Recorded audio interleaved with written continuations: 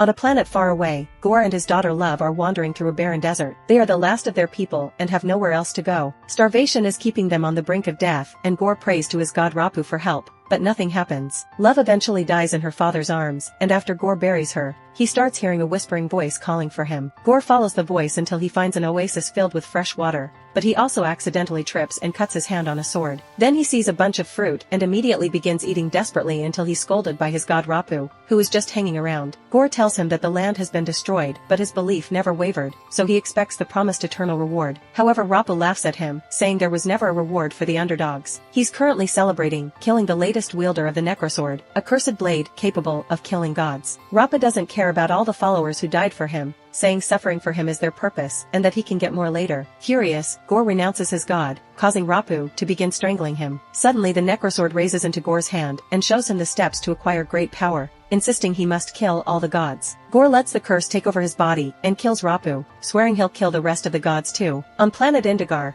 Korg tells a group of aliens the story of Thor, the god of thunder. He was raised as a warrior since he was a baby and became a legendary hero, saving the world many times and having countless lovers through the years. His true love was a woman from Earth called Jane, who broke up with him years ago. Afterward, Thor lost his whole family, his mighty hammer Mjolnir, and even his homeland Asgard. Depression hit him hard and he lost his god physique.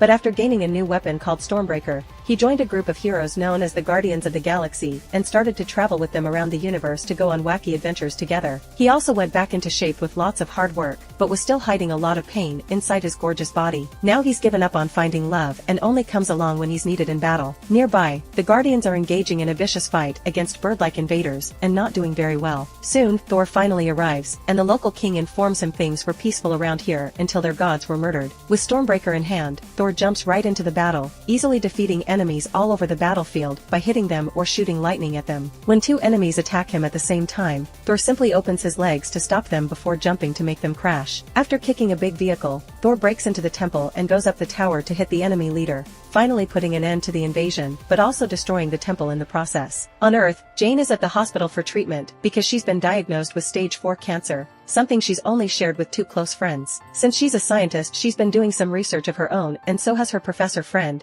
but they aren't able to find anything that could help her and her chances aren't good. Desperate for a solution, Jane decides to start looking into Asgardian magic and learns that Mjolnir might be of help. Meanwhile, the people of Asgard have started their new home on Earth, with Valkyrie as their queen. She took over after Thor left, but she hates the job because it consists of lots of politics and boring meetings, and she's supposed to be a warrior. There are tours that allow foreigners to look around New Asgard, including a visit to the remaining pieces of Thor's hammer Mjolnir, which lies inside a special display. When Jane goes to see it, the sky suddenly turns dark and the pieces start to glow. Back to Thor, the king gifts him 2 huge screaming goats as a reward for the help, and when the group leaves, the goats cause total chaos inside their spaceship. Then the team checks the system for distress signals and is shocked to see a huge amount of them begging for help. It turns out Gore has been killing gods on thousands of planets and has earned the nickname God Butcher. One of these distress calls comes from Lady Sif, an Asgardian warrior who used to be in Thor's team. Desperate to help her, Thor decides to leave the Guardians behind so he can go back to his people. After the Guardians leave with the ship, Thor uses Stormbreaker to teleport with Gore and the goats to Sif's location. They end up on an icy land where they find the skeleton of a huge creature whom Thor calls the nicest god ever. Nearby, Sif is wounded and missing an arm,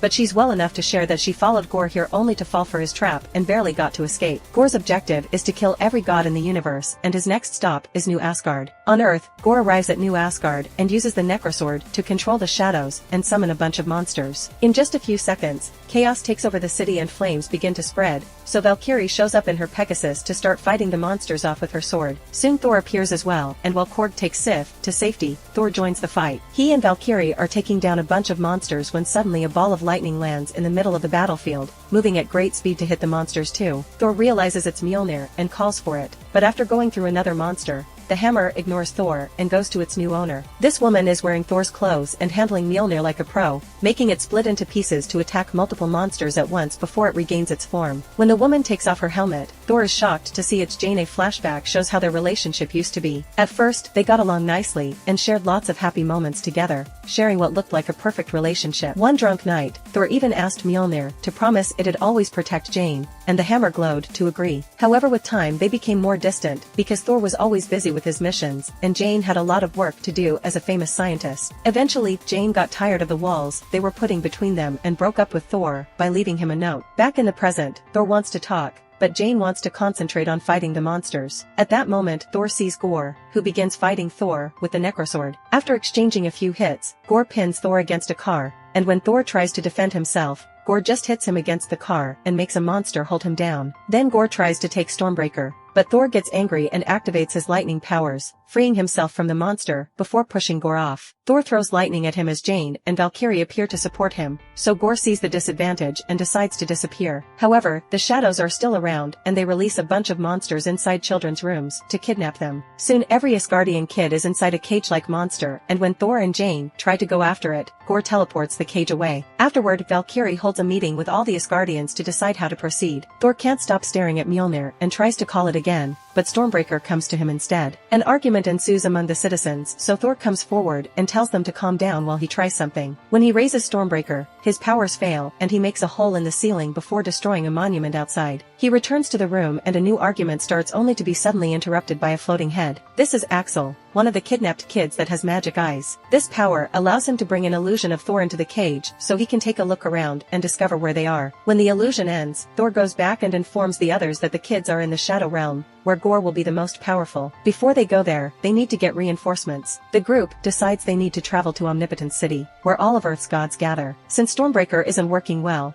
they'll use a ship pulled by the goats to sail through the axe's power. While Valkyrie gets a ship from an exhibition, Jane goes to the bathroom and reveals that when she lets go of the transformation, her body shows how sick she is. Her reflection makes her remember how her own mother died in the hospital too, and it makes her so angry that she uses Mjolnir to destroy the sink. Meanwhile, Axel tries to tell the other kids stories of Thor, so they won't be afraid. Gore interrupts them to scare them by killing a small monster, and when Axel says Thor will save them, Gore reveals that's exactly what he wants. Sometime later, the team makes it to Omnipotence City and puts on some disguises to blend in with the crowd. There are lots of amazing gods around, but the one making a grand entrance is Zeus, whom Thor calls his inspiration. After doing some fancy tricks with his thunderbolt, Zeus proves to be a jerk because instead of discussing important matters, he wants to plan naughty parties and see which god got the most sacrifices from their people. It doesn't seem like they can trust him, so the team begins arguing over how to proceed, but Zeus hears them and calls Thor to the central stage. Thor informs everyone about Gore and asks for help, but Zeus doesn't care about the death of some minor gods and chains Thor down before disrobing him. Finally noticing who he is, Zeus reminds him that each god must watch over their own people, so he has no interest in helping Thor rescue a bunch of Asgardians or lending him his thunderbolt, which he uses to show off some tricks again. Then Zeus tells the crowd not to worry because Gore will never be able to reach eternity, a very powerful being that lives in the center of the universe and can grant a wish to the person that summons it. This means Gore may want to use his wish to get rid of all the gods at once. Omnipotence City is supposed to be a secret place, but now that Thor has come, Gore may use him to reach them, so Zeus orders his guards to keep Thor here. The rest of the group jumps in to fight the guards, and Thor breaks the chains to use them as weapons. They fight fantastically as a team by combining their different fighting styles, and soon the guards are defeated. Furious, Zeus strikes Korg with his thunderbolt, causing him to become a bunch of rubble. Next, Zeus tries to strike Thor, but he catches the thunderbolt and throws it back, making it pierce through Zeus' chest. Afterward, Thor checks on Korg and discovers he's still alive on just his face. More guards are coming, so Valkyrie ties Korg's face to her hair to keep him safe while he whistles to summon the goats, who break through the window bringing the ship. Valkyrie steals Zeus' thunderbolt and then the team finally escapes. On their way to the Shadow Realm, Thor shows Jane the space dolphins that are flying near the ship. Making use of the romantic moment, Thor admits he still loves her and that he wants to get back together. Jane has no choice but to tell him about her cancer,